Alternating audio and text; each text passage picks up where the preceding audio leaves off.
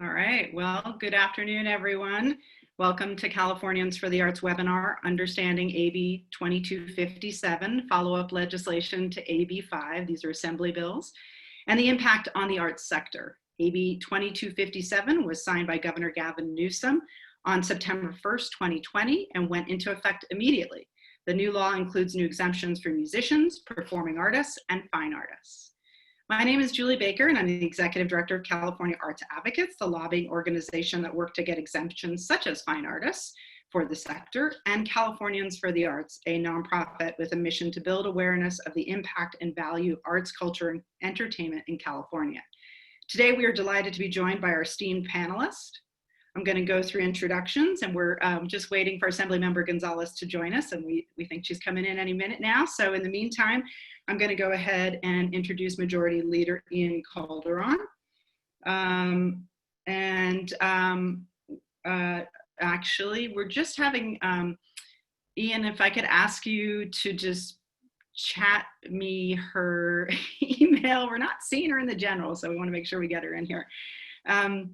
So I want to welcome our panelists, and I just wanted to also mention that this is, because there are over 900 people that have signed up to be on this, we are not going to do live Q&A or live chat. This is a moderated conversation. People sent in their questions in advance. Over 200 of you did. I spent a lot of time going through those, and we will have a conversation based on what was sent to us, as well as some other things that we think will be valuable for the field. If there are other issues that you want that are not addressed today, you can send, I'm multitasking right now, so you can send that to us afterwards, and we'll be happy to address those either in another webinar or in Q&A via email. Hello and welcome, Assemblymember Lorena Gonzalez. Thank you for being here today. I'm just going to, actually, now that you've joined us, I'm going to go ahead with the introductions, and I'm going to start with you.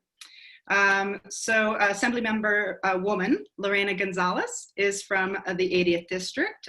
She's the author of AB5 and AB2257. She was elected in May of 2013, promising to fight for California's working and middle classes.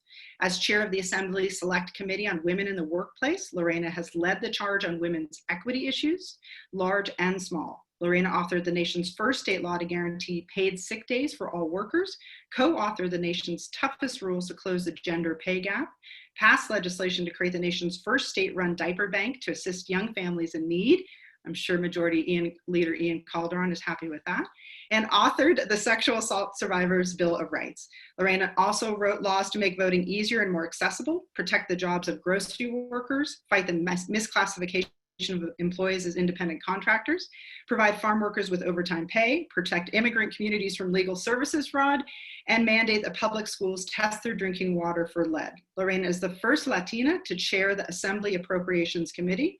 She is also chairwoman of the Select Committee on Women in the Workplace and chair of the Latino Caucus, and must never sleep. I'm assuming you never sleep. Welcome. Next up, who also doesn't sleep because has 3 young children at home, is Assembly member and Majority Leader Ian C. Calderon from the 57th District and principal co-author of AB 2257. Majority Leader Ian Calderon was elected in November 2012, becoming the first millennial elected to the state legislature.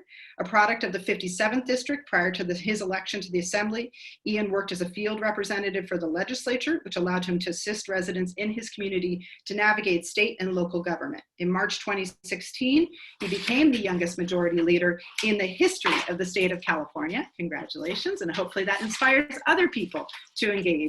And as Majority Leader, Ian has led the Assembly to pass landmark legislation such as raising the minimum wage to $15 per hour by 2022 and reducing greenhouse gas emissions. A staunch supporter of arts education and the arts, Ian received the California Association of Museums 2015 President Award and was named a Legislative Arts Champion by our organization, Californians for the Arts. John Acosta currently serves as president of the American Federation of Musicians, Local 47, representing over 7,000 professional musicians in the Southern California area.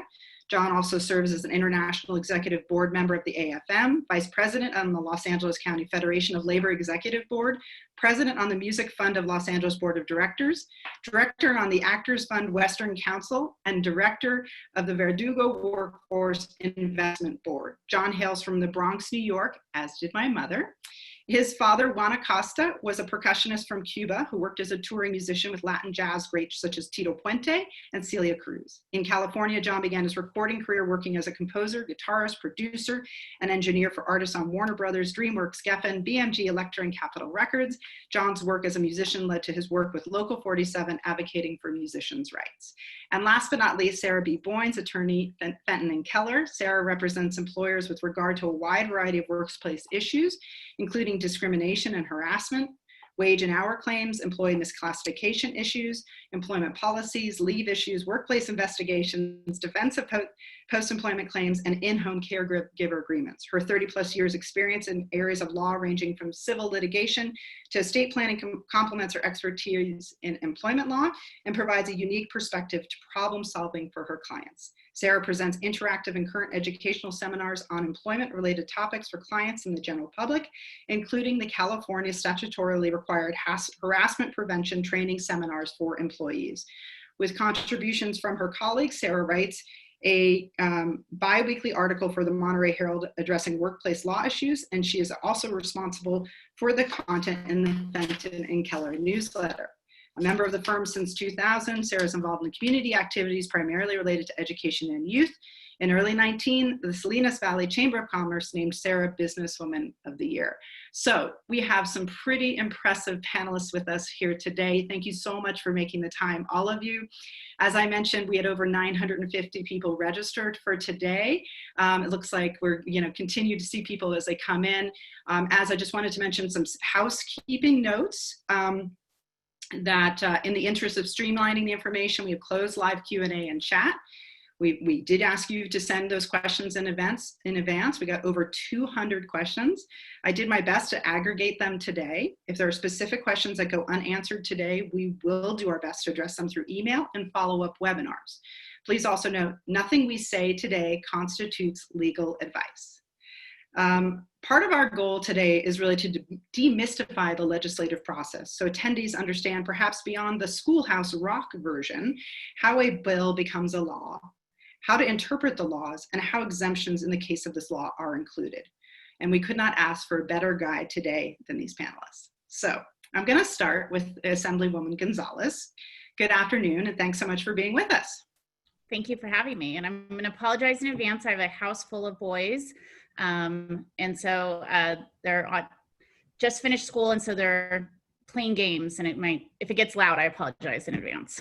No worry. We before you came in, we were all talking about how many children collectively we have, and I also have 3 sons, and I told them, quiet right now. Yes. So can you give us an overview of what is AB5 and AB2257? Well, I think it's important to take a step back even further, because AB5 wasn't I didn't wake up one morning and say, oh, we should have AB5. What happened was the Supreme Court basically made a unanimous bipartisan decision in April of 2018. It's called the Dynamics decision. In that decision, it was the first time that our Supreme Court said, the way we're handling misclassification suits through the Borrello standard, which was a previous court case that California courts relied on to determine misclassification, it's just not fair. It's not fair. It's unclear. Workers have to sue to gain that right. It takes years in the courts. It's a 11-part test that's a weighted test, so it's not a bright line. And they said, we're going to throw that out for this wage and hour claim that's before us today and use something called the ABC test, a much clearer standard for both the employer and the employee to know that, hey, if I'm doing the work of this employer in that same field of work and under their direction and control, I'm their employee. And so when that happened, a ton of people came to the legislature, right? Because the way it was written, there were people who historically and for a variety of reasons have been acting as their own sole proprietors, and would get caught up in this ruling. And they really needed some clarification for some of these folks. People who, if you looked at the decision in Dynamex, didn't really fit into what they were talking about. So I think back about the time I accepted the challenge to take this on, and often regret it. But I said, okay, we can do this. I actually, believe strongly in ensuring that workers have the rights that they get out of employment status. And so I said, we'll take it on. So AB5 basically, and then 2257 is yes, it's a codification of that decision in labor law, but that was a law anyway. But it is a series of exemptions from it, really. That's what AB5 is. So it's kind of funny when people are like, oh, there's all these exemptions in 2257. Well, that's exactly what AB5 set out to do. It set out not only to codify it in law and to ensure that what we knew, that the Supreme Court was going to continue to see these cases and one by one decide the ABC case applies to workers' compensation, that it applies to unemployment insurance, not just wage and hour claims, which there's no reason to believe they weren't going to do that. It was just going to take years and a lot of litigation to get there. And we went ahead and accepted. It applies to employment. And then how do you back out of that? What are the things that, given the history of California, the things we've debated, the things that are in our code, the actual decision around Dynamex, the things that those justices talked about, the reasoning behind it, how do we provide exemptions to that? How do we allow people who truly are their own little business, their own, independent contractor, in a way that they're really serving and they're controlling their own lives, they're able to negotiate their own pay, they're making their own decisions. How do we protect those folks so they don't get caught into that? That's what AB5 and 2257 was. AB5 was our first attempt to do that. We spent all year, hundreds of industries. We talked to everybody. We went through the entire labor code, all previous UI exemptions, unemployment insurance exemptions, worker comp exemptions. We went back through lawsuits. We pulled data from EDD about misclassified workers, and we came up with what we thought was a pretty good shell. Now, we knew, in fact, when we were passing AB5, because we had so much pressure to get a bill out, because there was such uncertainty. Industries knew they were going to get sued. It was all going to be litigious and in court. And so there was so much uncertainty that we knew we had to pass something, and we did. When I stood up on the assembly floor to pass AB5 on the very last time, I acknowledged that we had some holes, that we could not come to an agreement, for example, on musicians. Musicians was always something kind of out there. We knew the industry and the union were talking, and that they couldn't come to an agreement. And the industry finally said to us, don't even put us in here then, because we don't like the language that we're at. And we said, okay. So I stood up and I said, I know we're going to have to continue to work on this. I promise we'll continue to work on it. We'll get it passed as soon as possible and get it in emergency legislation. We did that. We fulfilled that promise. So that's what, in 2257, it was reviewing everything we had done and seeing what else still needed to be done to make this law work. I think it's important for people to understand the legislative process here in California too, which is actually a fairly short. I mean, some states take 2 years, right, to work on a bill, but in our state, it is about a 9-month process, really, from, beginning when you introduce it to about September. I mean, most years. So it is a lot to get done in a short period of time, especially when you're addressing such large issues. So since it passed, in AB5 originally passed on January 1st, 2020, what have you heard from the arts sector specifically? And again, this is to Assemblywoman Gonzalez. And how did your office respond? And I know that we had many, many meetings with your office, and so of course did John and others. So how did your office respond to what you were hearing from the arts? Well, it actually passed in September, and so it was going to be implemented in January, but it passed and was signed in September. And so I think by the end of September, we started hearing from folks like, wait a minute, how does this apply to us?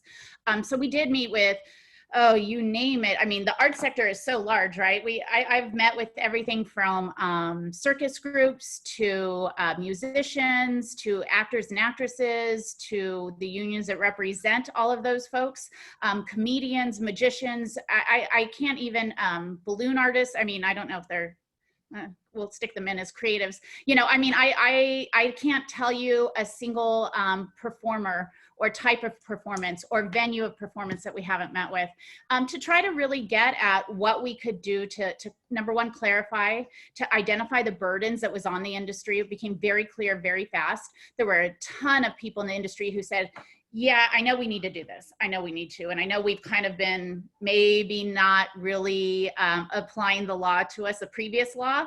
So, but we have problems. We have problems with workers' compensation overall and payroll services. And how can we deal with that? Those were the two things that kept coming up. And so we worked with everyone and anyone who asked for a meeting. Either got to, I met with a ton of folks, and so did our offices, to try to figure out what were those areas where we could create some sort of rules that made sense under 2257, and what are some areas that, you know, look, some folks were probably breaking the law before, and in fact they were, or it's hard to say in each individual circumstance, but you know, if you look at EDD numbers from last year, the year before AB5, they had found over 1,900 theater performers misclassified. So we know that even before AB5, this was an issue, and there were over 4,000 musicians. So and that was just through an EDD audit using the Borello standard, the previous standard. So that was a red flag. You know, we knew that this was an issue long before AB5 came up, and so we were trying to address both those issues that really didn't fit into this new law, that didn't fit into employment classification on one hand, and then the historic misclassification that happened in the industry. And so it's been tough.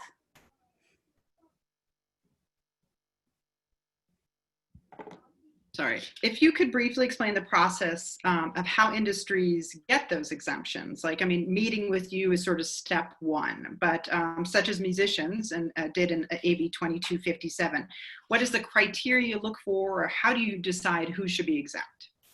Well, like I said, there were a number of things that we did. Number one, we looked at historic data.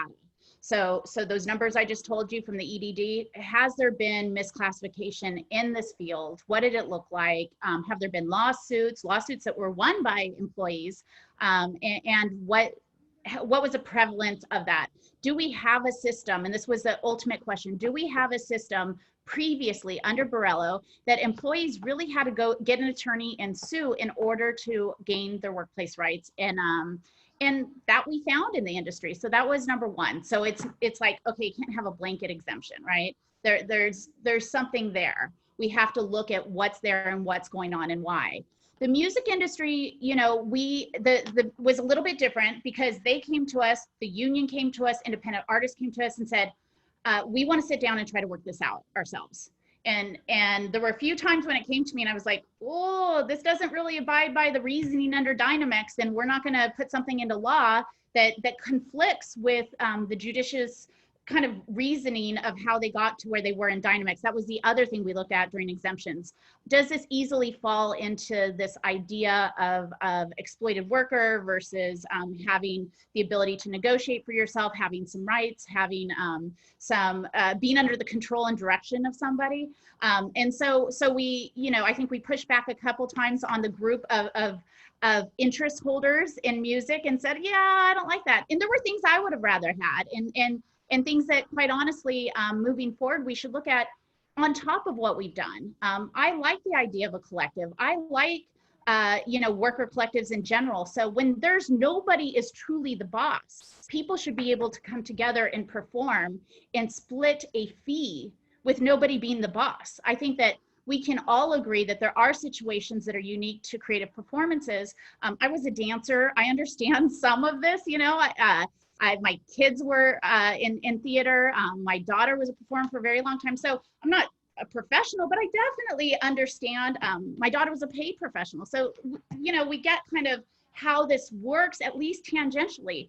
And I could see where there are circumstances in the arts where people are creating and performing something that nobody owns, that the entire group is part of, and that there's a shared profit in that, if you will. What little profit might come out of it, but a shared payment, you know. And that is one thing that I had hoped we could go forward with in the performing arts. We didn't get to that. People were really nervous when I started talking about it in music. And but I think now that we kind of have that language done, it is something that we're going to continue to look at. I had some really good discussions with Tim Robbins about his theater company and about the collective work of performers. But really nailing that down is difficult of what truly is a artist collective as opposed to somebody who's maintaining control and direction. But I think it's terrific, and I think many people who are on this call are going to be happy to hear your, not only the understanding that you have about the sector, and which I'm sure you learned a lot. You and I ran into you on the street one day in Sacramento, and you said, "I'm learning a lot about your sector," and it was terrific. And I was like, "Well, that's a good thing, right? It's important for all of us." And I appreciate that you're open to new models. And I think there's a lot of us looking at what are the right models for our sector, and so we look forward to working with you on that. So thank you. Majority Leader Calderon, if I could ask you, so tell us how you got involved in AB 2257. What did you been hearing from the arts sector that prompted your office to want to work on more exemptions in this last year?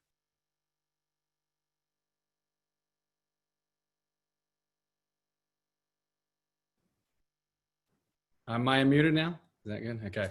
It's important to understand just a couple of things. I mean, AB5, as Lorena talked about, that was the law of the land regardless if we did anything or not. And, what AB5 did that took it a little bit further was to provide enforcement.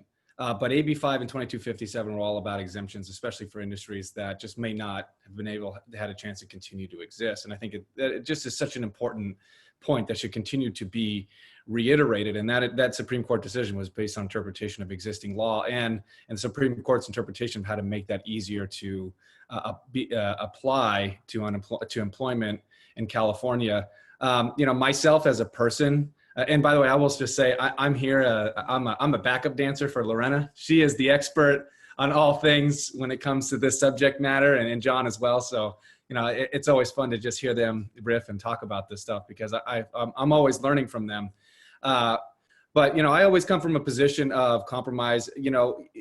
For me, you say a bill it can pass in California in 9 months. It can, but it can take 2 years. Our legislative sessions are 2 years long. And I've taken a bill that I've had 100% support of that I could have pushed through immediately, but yet drew it out for 2 years to negotiate with opposition to try to get them to remove their opposition, not because I felt like I needed to do that to get them to pass the bill, but just because I felt like it was the right thing to do. So I've always been somebody who's always tried to find, the middle ground to push an issue forward, to continue to progress in whatever the area it is that we're working in. And also about myself, which is important to understand the context of this conversation, is that I was a misclassified worker myself. Before I got into the legislature, I surfed. I was a sponsored athlete, and I ended up taking a job at the end of being in college, and then after graduating, for a company that was my main sponsor.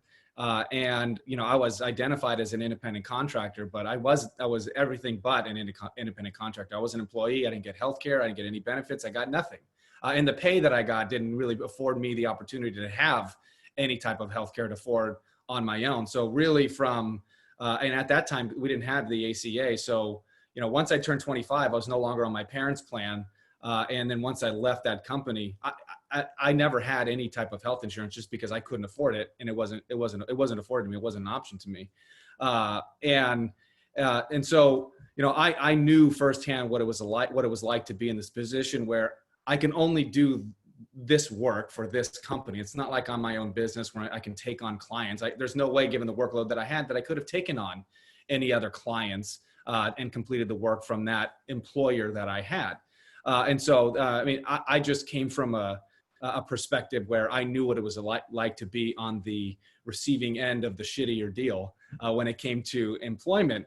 And so, I have had a very close relationship with arts. I've had a very close relationship with the entertainment industry at large, whether it's the motion picture industry or the musician side of things, the music side of things. And, and John and I have a really close relationship. And, as Lorena and everybody can attest to, I mean, it was an extremely difficult undertaking to even have a conversation about this law with regardless of who you were talking to.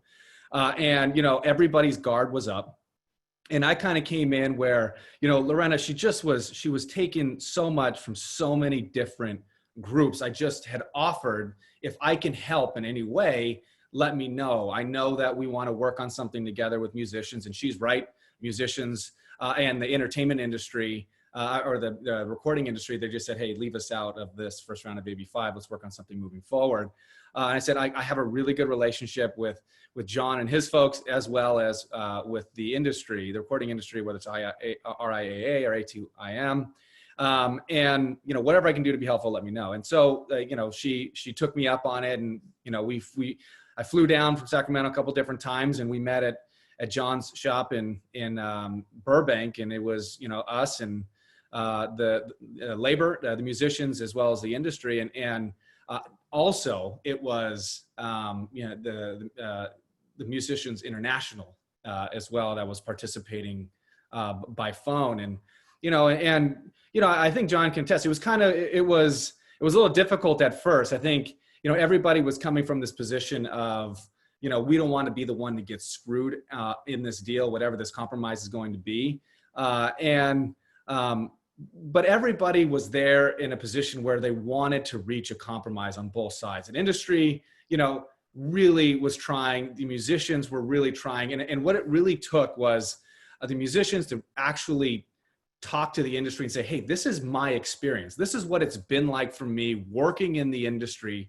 This is what our lives are like. And this is, we've worked for how many years? We were, a lot of times we worked for nothing, but we did it because of the projects that we were on, that we were so invested in, or, the experience or whatever it was. And, really help the industry understand from a worker standpoint and perspective, what it was that they were going through, what it was like for them, and the industry to relate to that, even from whether it was their work in that industry or, previously before they ever got in the industry, a job that they had in, high school or college or something. And, once we started getting to that point of, of depoliticizing it and humanizing it, that is where we really got into a very substantive conversation of just saying, okay, what's going to work? And, and when we made the suggestion of, where there is no significant, relationship where I'm directing you as an employer to do a specific job, which would consider you an employee of mine, but I'm maybe a backup singer. I want to work on this Taylor Swift project, and then maybe I want to go on this Bruno Mars project, where Borello could apply and still be applicable. And, once we started working and parsing through that, that's where we came together pretty quickly. And, quite honestly, it's, myself and John and Jordan Bromley, who was, representing the independent artists. It was kind of like, wait, hold on. We got to this pretty quickly. What's going to fall out is, this thing, it's too good to be true. It's going to fall apart, but it didn't. And I think that that's really the secret sauce when it comes to moving forward. When you pass a huge landmark piece of legislation like this, it's not going to be settled when you pass it. It's going to continue to be a work in progress for, years to come. And, as long as you recognize that it, this isn't saying the state of California is saying, we want to put you out of business. This isn't the state of California trying to pick a side. It's trying to be fair and make sure that the laws are applied as they're written. And that, if you're a worker, you're getting what you need, and everybody can continue to be successful. So, I am very confident, even though I will be gone come next year. I am very confident in the ability for, this industry in particular and arts to continue to work with Lorena and her team and the legislature to get some stuff done where it makes sense. And I think you're extremely fortunate in the end that Lorena is the author of this policy, because she really truly does understand where you're coming from. She gets it. She's been there not just with herself, but with her kids. And she really cares. And the legislature does care too. And I'll just end with this. When I first came in, I was the chair of arts, entertainment, sports, tourism, and internet media. And, when we could all actually get together because there wasn't a global pandemic, some moron in the White House wasn't exacerbating, we would actually go into a room together and we would put everything up on the walls, whether it's education, the economy, higher education, you did every issue. And then you'd have 5 Post-it notes and you say, okay, go and put it, pick your top 5 issues. And before you started that, members got to make a pitch for different areas. And I made the pitch for arts education and arts funding in California. And at the time, California's contribution to that was $1 million a year. Now we're significantly more than that. But the reason why is because, we had a conversation where I stood up and I said, hey, don't forget, we are a creative economy. Billions of dollars are generated every single year because of California's creative economy. That is our bread and butter. That is homegrown here. And that is money that there's a ton of jobs and a ton of revenue that gets generated that we put back into K through 12 education, higher education, social safety net programs. And when it comes to arts education funding, you can see it by itself, standalone on the wall. Before we had this conversation, it was, A column, B column, C column, categories. It was dead last on C. There's no doubt. I mean, you could hear a couple of members laughing, but then when you put it personal to them, your dance class, your arts, orchestra, I was in orchestra, I was in band. People started like, oh yeah, I really benefited from that. And something that went from being dead last of the 3rd column ended up becoming first on the 2nd column. So basically 6th in terms of all of the legislative priorities in California. And so the legislature recognizes the value and importance of this industry. We want to continue to see this industry be successful any way that we possibly can. And I'm very confident that as you continue to work through these issues, especially with Assemblywoman Gonzalez, you're just things are going to get worked out, and we're going to find a way to make it happen. In any ways that I can be helpful, even if I'm cheerleading from the side, I'm in. Well, thank you so much for your passion and also for the transparency. It's really, I think, like I said from the beginning, I think it's really important we demystify a bit of the process so people understand what it is that you guys are trying to accomplish in the sort of macro level, and then what we all call the sausage making. How do we get to that piece? And it's a lot of hard work, and it's a lot of listening, and it's a lot of compromise. And we appreciate that you shared so much of that with us right now. And also, thank you for championing arts funding. Obviously, we're at around 26 million now, which is still not what we need entirely yet, but it's certainly a big leap from $1 million. And thank you for being that person leading the charge. So thanks for that. John Acosta, many people have talked about you already here today. And as the Local 47 AFM president, you really had a significant role in helping musicians to get some exemptions. I do have to ask you a tough question, though, because there's a lot of people who submitted this, which is, why are symphony orchestras, or more specifically community-based symphony orchestras, not included in music exemptions? So I'll give you the tough one. Well, thank you. And I just want to say what an honor it is and privilege to be here amongst such a great panel, great champions in our legislature. And thank you, Julie, for putting this together. And good afternoon to all the participants out there listening in. So to start, AB5 nor AB2257, in my view, really do nothing to alter the definition between a volunteer or a professional. So if a musician is part of a community orchestra and is not being compensated, they're not employees for purposes of AB5, and there really should be no difference in the practice of your business. However, if a community orchestra is compensating its musicians, then that does bring them into the AB5 lens and requires compliance with these regulations. The AFM and courts throughout our country have long held that musicians hired regularly for services as part of a symphony or orchestra should be treated as employees, based on the level of control and supervision the organization has over these musicians, from the repertoire to scheduling, dress code to breaks. Musicians in an orchestral setting fall very clearly, in my opinion, into an employer-employee relationship. Most recently, we see that the federal government even agrees with this analysis when in 2014, the National Labor Relations Board ruled in the Lancaster Symphony Orchestra decision that musicians in that orchestra were to be treated as employees and not as independent contractors. So I think, to distinguish the difference between a true community based organization with volunteers who are not being compensated, absolutely, they are not employees and should not be treated as such. But when you're compensating musicians, I think the law is very clear, going back to, well, Dynamics, of course, I think even prior to that in Borello.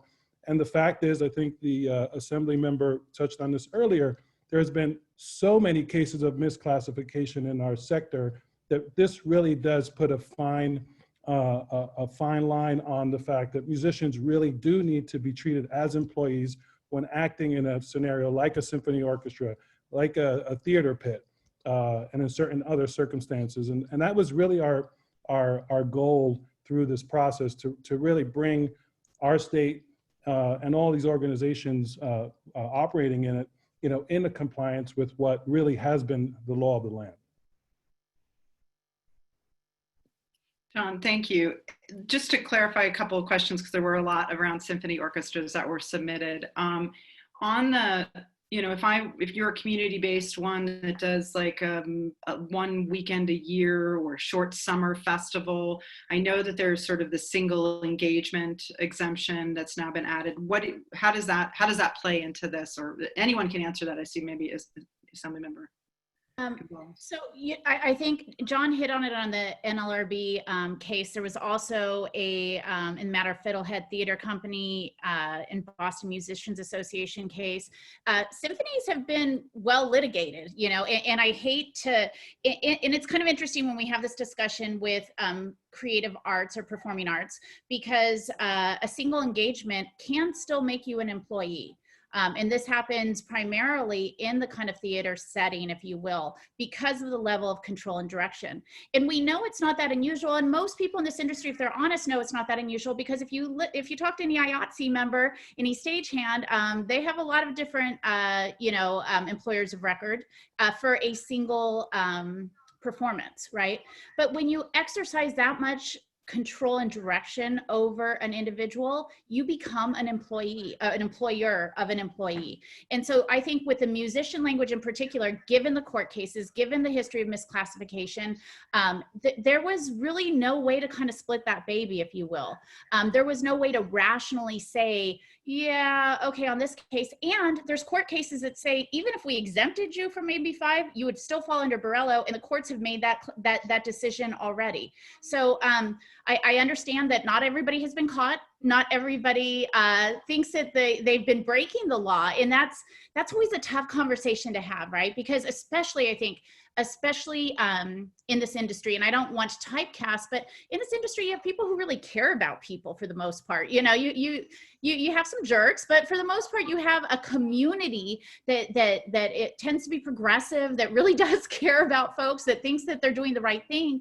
And to say, oh, you may have been violating the law the entire time, is a difficult discussion to have, but it's one that we have to be honest about. The law has been clear, and if you can't pass Borello, if you couldn't really pass Borello, then it makes no sense for us to issue an exemption through AB5 or 2257, because that goes back to Borello. And so, that's a whole different discussion. If we want to rewrite laws, like I said, there might be one that I want to rewrite, right? It might have to be with how do we talk about a community effort when people to come together, share in a payment, equally share, know what everybody is being paid. There might be something there, agreed upon dress, agreed upon where the control and direction is for the entire group, but it's decided and enforced by the entire group, not a single employer, if you will. That might be a whole new landscape I'm willing to look at. But in the current landscape, in the current kind of structure, there's just no way I couldn't find a way to exempt the symphony, the operas, the musical theaters, and the theme park performers. I mean, I think it's interesting because Sarah, who an employment lawyer, that we actually did, I think 1 or 2 webinars, one webinar, one in person. After AB5 was signed into law, we did about 20 workshops across the state, just really educating our sector around what were the implications, what it meant, how you could, be an advocate if you felt strongly that that this didn't make sense to you. But we kept telling people about Borello too, and saying that if you can't pass Borello, there's nothing we can do here. And so, you know, we were very, very clear about that and continue to educate people about that. So Sarah, from an employment lawyer's perspective, can you enlighten us a little bit about how you would advise your own, you know, a client, how to assess if they are in or out of compliance and what they would need to do to become compliant? Because I think right now there's a lot of also people in the sector who are just now saying, okay, I get it, I have to do something differently. Show me how to do that. What is their steps and how do you assess that? So if you can give us a quick overview of how you would approach that, that would be great. Sure, be happy to. Thank you so much. I want to just say I'm really honored to be on the panel, and I want to thank Assembly Majority Leader Calderon and Assemblywoman Gonzalez for their hard work on these bills. You know, when I heard people saying repeal AB5, I was horrified. I was like, no, don't do that, because then we're left with Dynamex, which I know that the California Supreme Court was trying to make something simple, but it really was so all-encompassing that it was not practical for many employers and many businesses in the art sector and in other sectors. So I really do admire all the hard work you've put into trying to get this, and also the recognition that it's not perfect and it's going to take additional work. So what happens when a client comes to me and they say, you know, what do I do? The first thing I do is ask them to tell me what they're doing. What is your business? Who are you? Who are your workers, and how are they classified now? And actually, what do they do? And how much control do you exercise over them? You know, and I start by looking at, would they meet the Borello test, you know, before we were in the Dynamex and AB5 and AB2257 world. And then really what I have to do, especially with AB2257, there are 5 exemptions that may apply in the arts sector depending on what the business is and how they operate their business. So what I've done is I've devised checklists using the language of the statute. And thank you so much for separating the exemptions into different code sections. That was very helpful. So I walk with the client, I walk them through the checklists and say, this is what is required by the law for you to meet this exemption. If your business model does not meet this exemption, then it doesn't. And sometimes businesses can restructure, or they want to restructure in order to fit within an exemption. And sometimes they cannot. Sometimes it's not practical. Sometimes the workers, you know, they don't want to be employees. They don't want to be controlled by the employer. And so that's how I approach it. I obviously don't try to have them change what they're doing. I ask them what they're doing and see if it fits into one of the exemptions. I think one of the most challenging ones that I've had in the arts sector is I represent a lot of nonprofits and a lot of small nonprofits. I'm in Monterey, so we have a lot of wonderful arts nonprofits here. And often it's the workers, the teachers who are going into schools who are paid as independent contractors. They're not volunteers. Those are the individual workers who are having a tough time. Those nonprofits are having a tough time trying to qualify them for one of the exemptions. But all is not lost. We haven't, you know, finished all of the analysis and all of the help that we're giving to those clients. So that's my approach.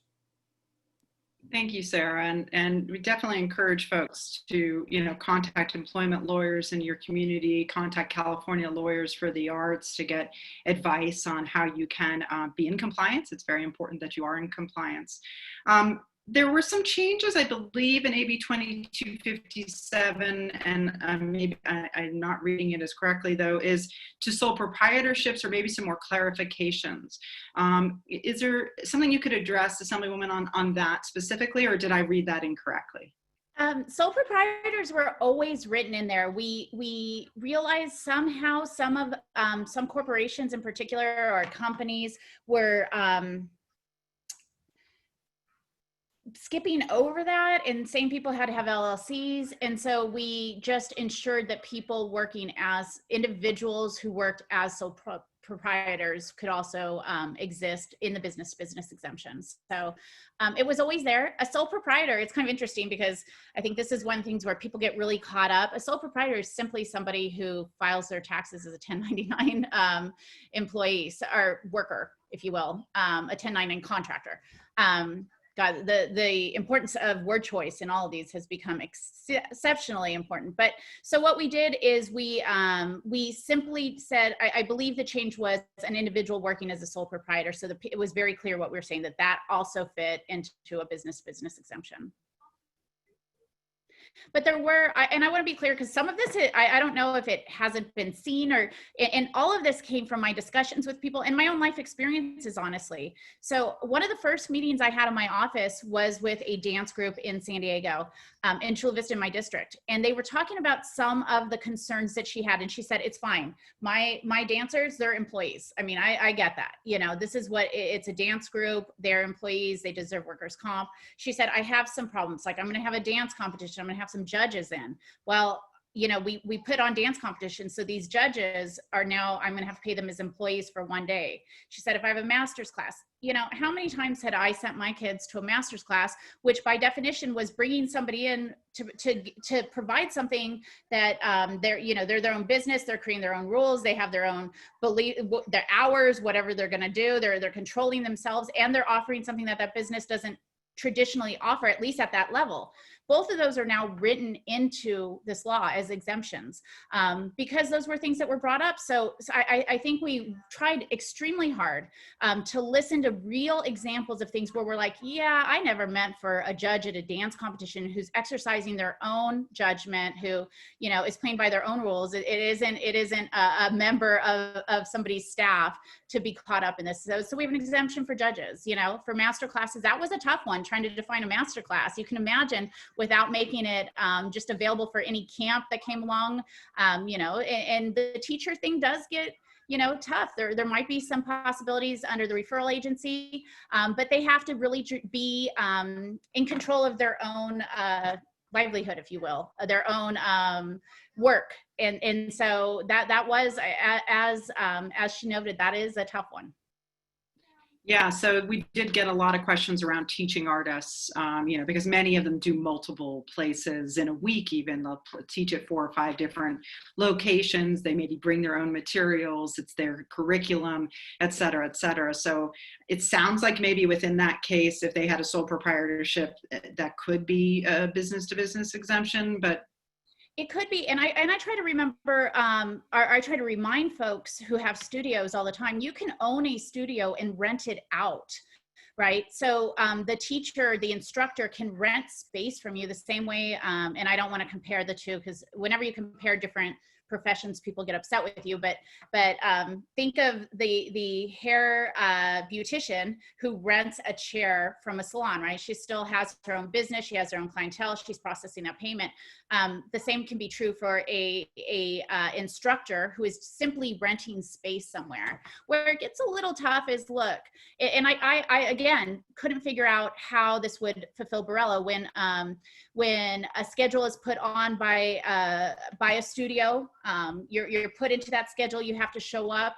Perhaps they sell dance cards, so the person who's purchasing has the right, if you will, to go to all these different things. There's a general structure by which what has to be taught at that. You know, there are things that become an employee structure, even though a lot of folks haven't been treating it that way. But there's always, if you give an individual more control and more direction over their work, they're more likely to be able to fit into the exemptions. Thank you. So putting aside the concept around the collective model, which I think that probably a lot of people on this call are interested to explore further. So thank you for opening that door. And I'm sure you'll be hearing from a number of us to say, let's work on that. But I think Majority Leader Calderon spoke to this, which is that the arts are not often the priority in terms of resource allocation. We were at $1 million for a long time, thankfully to the legislature and our champions, appropriations, and everybody else. We have seen an increase. We are 26 million. There are 40 million people in the state, though, so we're still under $1. We're still not at a level which really capitalizes this sector. So many of the people who deliver services in the arts are these small budget nonprofit arts organizations. In the beginning of this year, pre-COVID, you and Assemblywoman Christy Smith introduced a $20 million one-time into the budget, allocation for small budget arts organizations in good faith to comply with AB5. Obviously, COVID happened, that was taken out. However, now we've got COVID where we're basically shut down, and right now it looks like until there's a vaccine, and we've got AB5 on top of it. And we're still systemically pretty much undercapitalized as an industry, even with how the impact that we make. How do we address that? How can you help in that way? Or do you see an opening for that so that we can, and I'm just going to say this too, which is that in my year and a half of working on this issue and talking to a lot of arts organizations and artists and creative workers across the state, there's no one who doesn't want to pay people appropriately. I don't think there's anyone in our sector who would say that's not what we all want to get to. Our problem is we simply don't have the money to do it. And as you know, right? I mean, it's like it just doesn't pencil. And so a lot of times we do come together to put on a show and to bring these things to our communities because we know it can transform people's lives. So how do we get to a place where we can afford to do this? How can the legislature help in that way? So I think we have a unique opportunity, and this is something that I think we should figure out how to work together. If you look at the unions in the arts, they've been fighting on the national level, obviously, for money. They have really made their case about a whole industry that has been decimated by COVID. So there is an acknowledgement, and I think in California in particular, look, we shouldn't be 20th in funding in the arts. You know, we should be first or second. There's no excuse to not be first or second. I mean, I guess we could have a fight with New York under which area is more important, but there's no question that nationally we should be much further up there. I think working together with both small theater community groups and the unions, that this is a cool opportunity. Coming back, it's important that we come back correctly, right? And we may not be able to come back at full capacity. And so it's going to be more important than ever that workers are protected with things like workers' compensation, with paid sick leave, with some of these protections that allow individuals to open things up with a little protection for their worker. So what an opportunity for us to come together and ask for some money in order to do that correctly. As we open back up is a perfect time to be restructuring things that maybe didn't fit quite well under the law, because we have the added opportunity, say it's necessary to provide these right now if we're going to open up safely. Quite honestly, I can't imagine a theater opening up and putting people in danger without having workers' compensation for them in case they got sick, you know, at work. And so I think that we can look at that as an opportunity and move quickly. I think we should be moving right now and asking the governor before we even get to the legislature, asking the governor as he creates his budget to have some of this in place. He's heard a lot about the arts in AB5, he knows. And we last year, and it did just get smacked down in the middle of COVID, right? Because all of a sudden it seemed, I don't want to say silly, but it seemed a little like inappropriate to be working on something that for an industry that was shut down. I mean, giving out grants last year to comply with AB5 while nobody could even open wouldn't have made much sense. However, there are a couple things that we know we need to work on. We need a payroll system, whether it's a statewide payroll system through the California Arts Foundation, whether it's regional, some way for really small groups to be able to utilize payroll without each paying the collective, bringing everybody together so that we can bring down costs. We also need that for workers' compensation.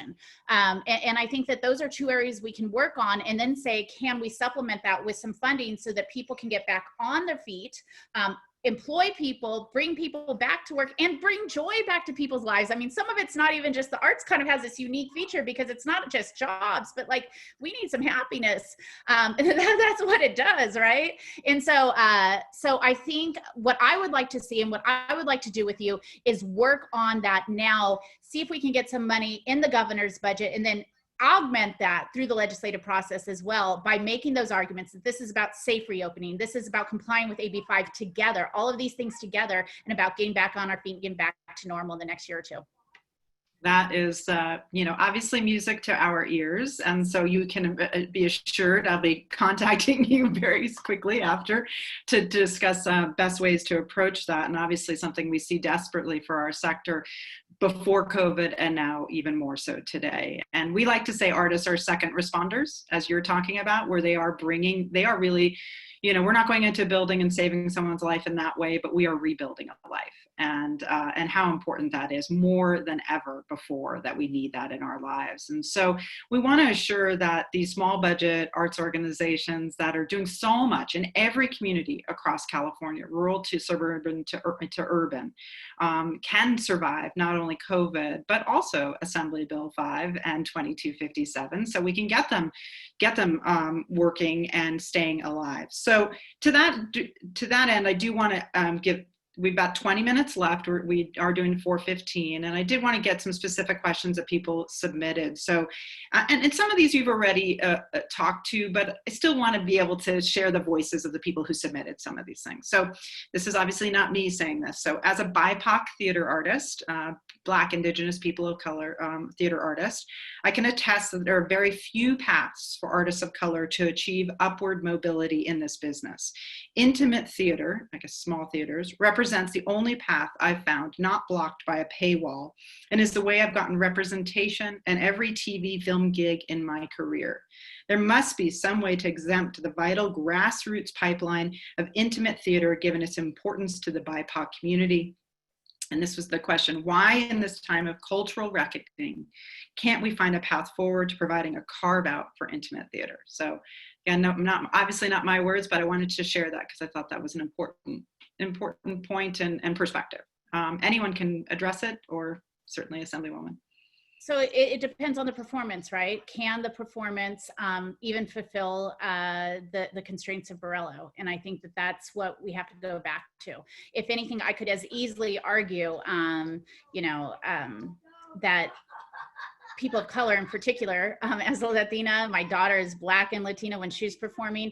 It's important we don't have a two-tiered structure where people of color actually aren't getting paid for their performances because that's the only avenue available. I mean, we do have to be careful how, at what point we reach that, right? How we're looking at it. But I would say this, the other thing that is in 2257 that kind of went a little bit, I guess, under the radar, not to the people who'd come to us, but it was the individual who owned their own work, who was performing their own work, who was creating their own work. That came to us by way of a comedian, actually. But as it came by a comedian, it also came by a magician and some individuals who do own and perform their own work. And so I thought that was important as well. And it's a feature that we didn't talk about as much. I know it's important in particular with comedians and in their work. Yeah, it was fascinating. I'm wondering if there's any piece of legislation that has the word mime in it before this one. We went back and forth on circus clown too. So we just didn't want the word clown in our legislation, but storyteller, spoken word, there was a lot. Yeah, we were trying, and we used examples not to say that's all who can utilize this exemption. It was to try to say, yeah, hey, we're trying to recognize people and say, I'm talking about you. I heard you. I'm going to put you specifically into this legislation. Of course, now they'll name how many different things we've named in the legislation, but it was to give examples. And so people understand we're trying to work with people who really could pass Borello, who aren't being controlled by other folks, who do get to own their own work and allow them to be, in that sense, their own sole proprietor and entrepreneur. Well, I just figured the mime lobbyist is like killing it these days. Julie, so. if I could just, John, did you want to add in? I just wanted to address to the Assembly members' comments earlier. As we rebuild this economy, and it is so important, as Julie has touched on, getting the legislature's support and getting funding, not only for compliance, but to get these organizations reopened. What we're starting to see here is that, as California has always been such a magnet for talent, from musicians to actors to writers and other performers, while we're shut down, we're starting to see the cracks as, these, high-class, professional, extremely talented musicians, at least in our sector, are unable to work. They're starting to look at other industries and saying, I'm moving into academia, I had one member saying he was going to get a degree in some sort of scientific field. So it is really important that we add some urgency to the effort to rebuild this sector, because we will lose this creative capital that we've built over so many decades. Thank you, John. That's such an important point, and it's so hard to rebuild, from nothing. Whereas if we can restart, it's a different thing, right? So getting that injection to get us going is so critical. So thank you for that, and we look forward to working with you as well. A couple of specific questions. One's from a videographer. The new exemptions includes videographers, but exclude videographers working on motion pictures, which is inclusive of, but is not limited to, theatrical or commercial productions, broadcast news, television, and music videos. My work as a videographer is often for independent documentary films that by definition, independent, do not yet have any studio backing or distributor. I do not want to be an employee to these clients because I have my own business and equipment and do videography for many different clients and projects. Are independent documentaries, short and long form, considered to be motion pictures under AB 2257? How can we get clarity on what is and not considered a motion picture, and what is the law including but not limited to? And that is a perfect example of a question that if I make a definition that's not in the actual language, I'd be giving you a legal interpretation that I ultimately is going to be up to EDD and other, the Department of Labor. So what I would suggest for that person, if you want to come in and talk, we can continue to talk. There are obviously, it's similar to the music industry, and this is my suggestion. There are unions that represent filmmakers. There are unions that represent those people who are videographers, and putting a stakeholder group together and talking through this so that we can, if necessary, define more things. And also talking to EDD about how they're going to interpret that portion is really important.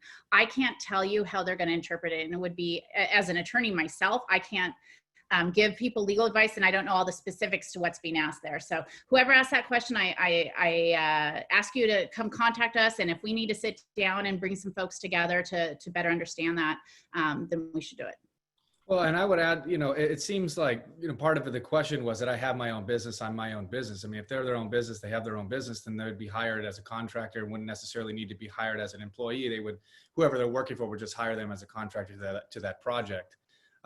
Which is based on my understanding. So, I mean, Lorena, if you want to, if that's the case, but that was always my understanding. As long as you incorporate you were your own business, then you're being hired as a business to perform this specific task, not just like what they used to do, where, well, I don't want to hire you on as an employee, so I'm going to do a 1099 when technically you were an employee. But if you're your own business, you should be fine to continue operating in the same ways. Yeah, the business-to-business exemption does apply, and so it would be necessary to go through all the steps of that. But I think we tried our best to really clarify what the business-to-business exemption meant. But if you have if you're truly your own business and are employed by your business, then you have to fulfill all the other specifics within that, but you could go through that process as well. I think what's happened, if you look at the bill, and we keep trying to, what we did in 2257 is we kind of changed the order too, so that people would look at it this way. What happened, we realized, is if you're specifically designated, for example, like a videographer, right? You go to the videographer section and you just read that. And that's what you're focusing on. Even though you may never even fulfill the ABC test, right? It might not even be an issue. You may never get yourself to that point. You might, let's say that backwards, like you never fell into something that wasn't allowed as an independent contractor. I'm not saying a videographer, but I'm saying in general. Or you might fall into one of the other exemptions, a business to business or a referral agency. And in that case, you don't have to utilize a specific exemption. Any of the three of those work. So we tried really hard to get to that language and change that up so people didn't naturally say, because we saw this happen with writers last year. Oh my gosh, I don't fall into this. Well, you might fall into business to business, and they're like, yeah, but they kept going back to the writer portion. So we put the business to business first so that people could look at that, then the referral, and then the individual exemptions, which videographer is under. And there were questions about writers and exemptions, and I know there's a lot in the bill for people to look at. And I think, I think what we've heard consistently from the sector, of course, is a lot of fear around being able to come into compliance and to be able to afford to come into compliance when they're already, having a challenge just keeping the doors open before or after COVID didn't matter. And then there was also just a sort of like, I don't even understand how to navigate this. So I think that understanding like what is the best, because we have about 10 minutes left and there's a lot of specific questions, and I'm happy to forward those directly to your office, and we can start to continue to continue the conversation around it, as well as I think we're going to do a webinar with EDD specifically as well. But where do you think would be the best next steps for people in our sector to really understand how to address this? Is it calling a Sarah next? What do you see as the way to make sure that they are interpreting this correctly? Because this is written not necessarily the Reader's Digest version, and not everyone understands this. Right? It's a lot. Sometimes people are like, this is so confusing. I'm like, yeah, law. It is a law. I mean, I know it I thought we were going to give the assembly members' cell phone out for them to call our director. I think that's been done, but so there's a couple things. One, you can always email our office and we will do our best to walk through that. We have with just thousands of people at this point. The other thing is we're putting together right now, and we're trying to simplify as much as possible, a webinar, and we'll get you that information so you can send it out. And it's not specific to an industry. It is going to be literally walking through the bill. So trying to explain not specific situations, but talking through, what do you need for a business-to-business exemption? What do you need for a referral agency exemption? What do you need? What are the different factors? When people ask about writers, right now, freelance writers, there are 3 ways you can be exempted out. And so there's very few situations, except for when a newspaper wants to fire an employee and make them a freelancer. That's still prohibited, but there are many ways by which a freelance writer of any sort under 2257 can work as an independent contractor. So, and that's true for photographers as well. So going through, and I think we're gonna try to get that in the next few weeks out so people can go through it, can rewind and look at different parts of it and say, does this fulfill? It really almost is a checklist with some of these exemptions, like business to business and I know, I try to always remember, it's not fair for me to say, oh, just look at the law. I mean, go through and write checklists, because it's overwhelming if you're not used to looking at laws. I'm an attorney who does this for a living, writes laws and looks at laws, and it still can be overwhelming. So we want to try to break it down as much as possible. EDD is a great resource. EDD is a great resource for interpretation. What I'm going to do is walk through the law. If you have a very specific, last year we got caught up, we put fine artists in there. We were asked to, then we're like, well, EDD is going to define it. And, we kept asking EDD for a definition. And so this year we went back and we defined fine artist. We were that way. The more direction we gave them, we knew the more direction or the clearer it would be for people. So we've done some of that work, but in the end, it's people like EDD who will make, for the most part, because of audits and because of complaints about unemployment insurance, will make those determinations.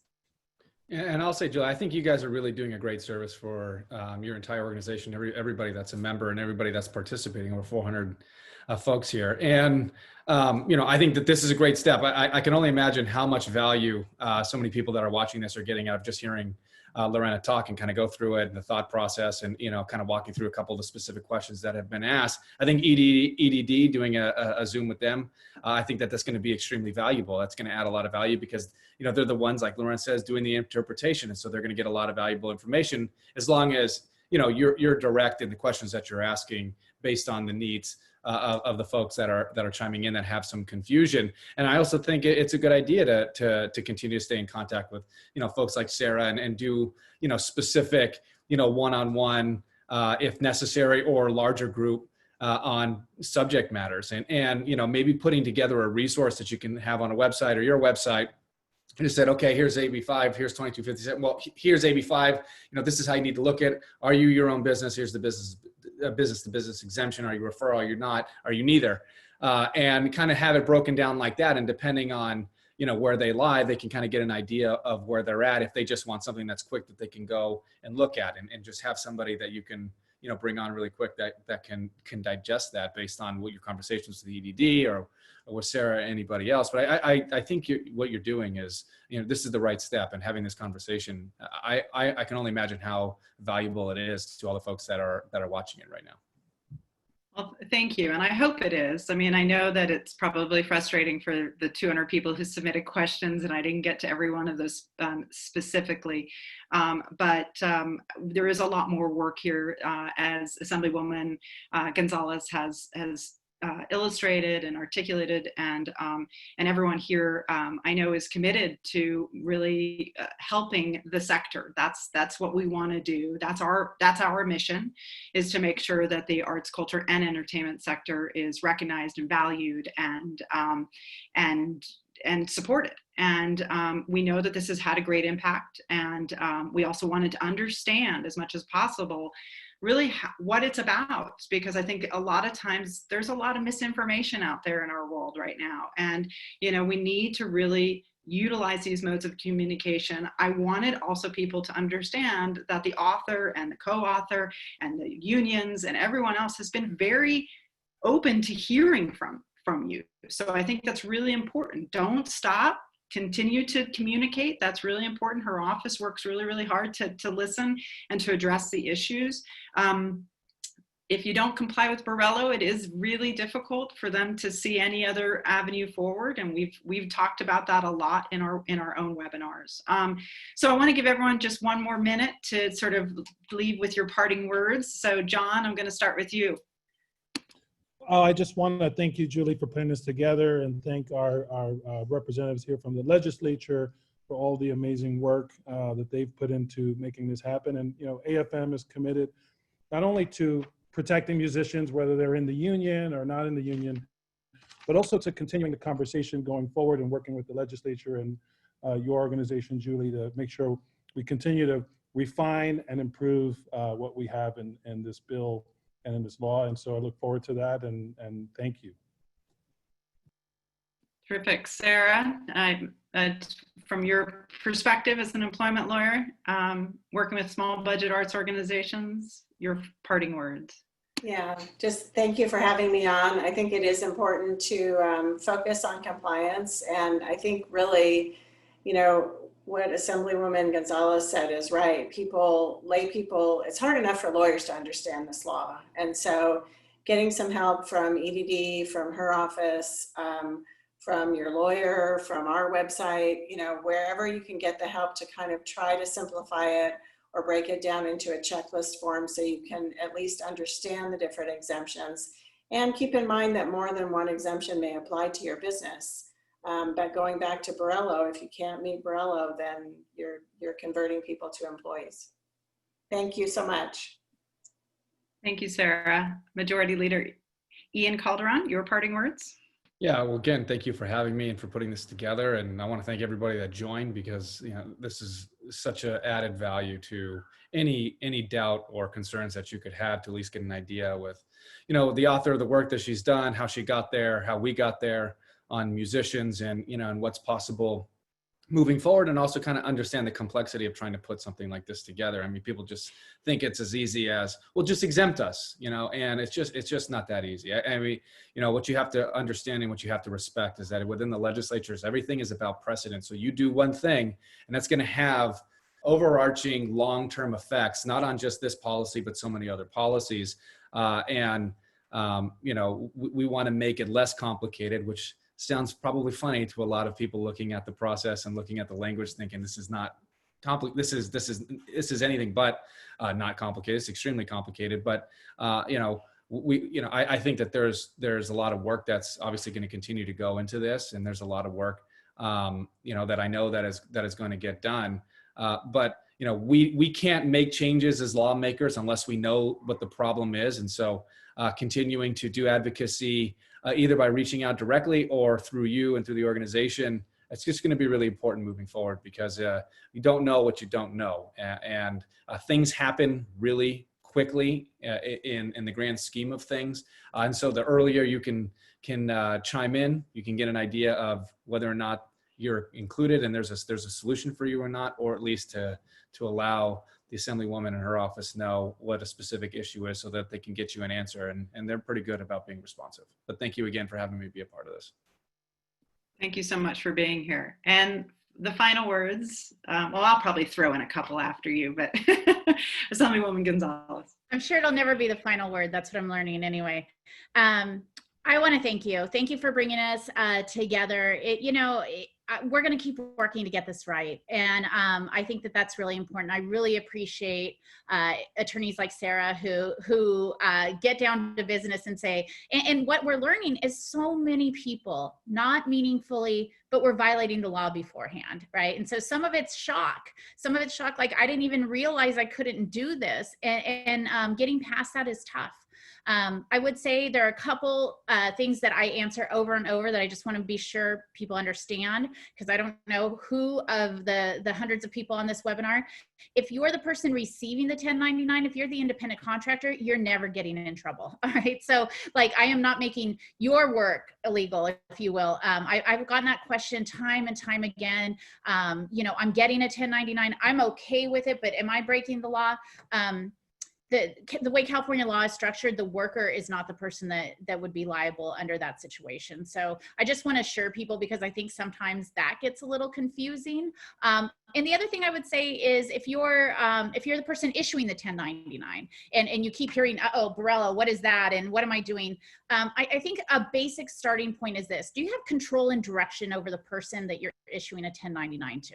And control and direction isn't that something starts at 5 p.m. and you need to be there on time to start doing that work, if you will, or it's scheduled for that. There's a lot of case law on it, so we can't go specifically, but if you think about how much am I telling somebody who I think is an independent contractor how and under what parameters to do their job? Am I telling them how to dress? Am I telling them what they're playing? Am I directing them? A word like direct should be a key feature in like, is there control and direction? So I think that's always a good starting point. And I don't mean to simplify things in a while, but it allows, at least when I've been talking to people, for some introspection on like, ooh, hold on, because control and direction is in every case law. It's in every common law, the IRS test, the Borrello test, and an AB5. So it's a good starting point for people. And I promise you, we will continue to get as much information out as possible. And I promise you, we will be good partners in trying to get more funding for the arts. I think Ian has, along with being my savior on helping me with the music piece of this, has been a good teacher. I've always loved the arts. I came into the legislature loving the arts, appreciating the arts, but really pounding that idea that we need to spend more was something he did for all of us, and we will continue even when he leaves at the end of this month, the legislature, to bang that drum, and I will be happy to work with that with all of you. And I got a great idea for you, Lorena. I'll call you.